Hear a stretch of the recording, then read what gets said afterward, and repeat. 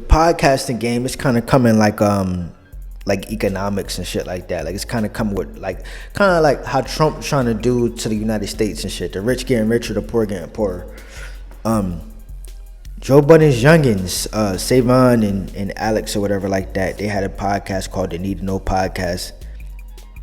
It never fully went up. They was doing all right. They had different co-hosts, and they definitely grinded it out for the years, for some years. And, one of the things I did jack about them, like, I probably watched 1 or 2 episodes, but the thing I really did fuck with them for is that they really do this podcast and shit. Like, they really are fans of podcasts. They really are fans of production.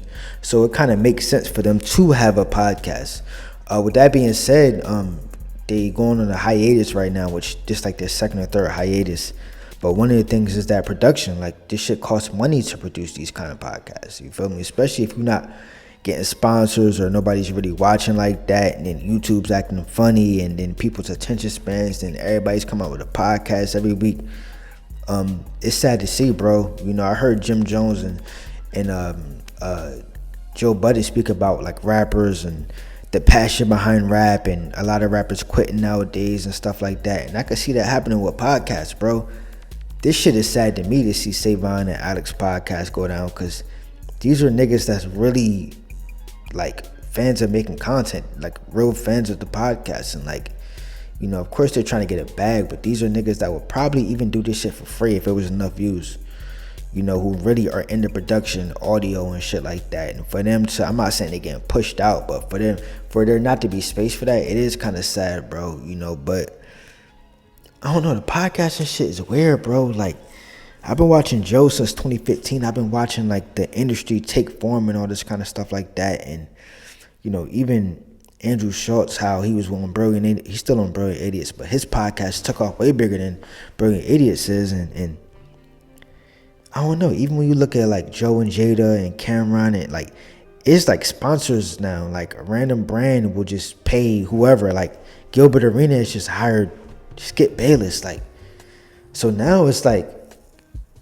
I don't know, I feel like back in the day with the podcast, and it was like you worried about your AdSense, maybe some Patreon, and maybe you might get 2-3 sponsors, you're good.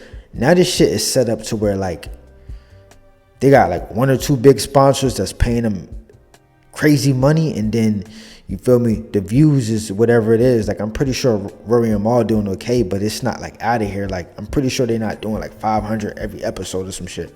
Niggas might be doing like 20K, 30K, 40K, 100K on episodes or whatever like that.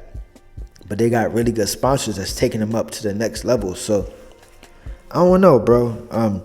If I'm Savon and Alex, bro, keep doing what y'all doing. Like, I think y'all younger dudes within this podcast industry, y'all got a lot of experience and all this shit. Y'all got a lot of connections. It's no telling what y'all could do. You feel me? Jim Jones just bought a content building. Joe Budden trying to buy his girl a content building. I could see y'all doing something like that. You feel me? But should just keep rocking, bro. You feel me? I think y'all had a good product. It might not be like the biggest push thing, or you feel me? It might not be the biggest product or the biggest views, but shit, even if you got 1,000 people, 500 people watching your shit, it's worth it to keep it going. You feel me? But Digital Thugs, I'm out. Like, comment, subscribe. Thank you for watching.